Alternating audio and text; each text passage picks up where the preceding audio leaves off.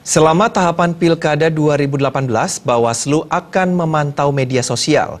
Hal ini dilakukan untuk mengantisipasi hal yang memicu terjadinya konflik SARA selama Pilkada.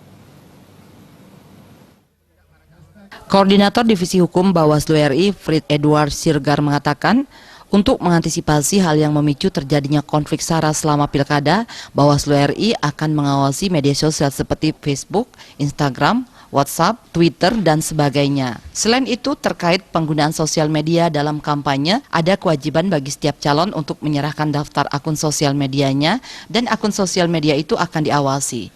Tapi sepanjang sejarah pemilu, politik identitas itu bukanlah akun resmi, tetapi akun-akun yang tidak resmi. Maka untuk mengantisipasi akun-akun yang tidak resmi itu, Bawaslu bekerja sama dengan platform baik Facebook, Instagram, WhatsApp, maupun Twitter. Ada kewajiban bagi setiap calon untuk menyerahkan daftar akun sosial medianya. Dan akun sosial media itu akan diawasi. Tapi sepanjang sejarah pemilu kita ada, yang sering mengeluarkan hujatan yang melakukan politik identitas itu bukanlah akun-akun resmi, tetapi akun-akun yang tidak resmi.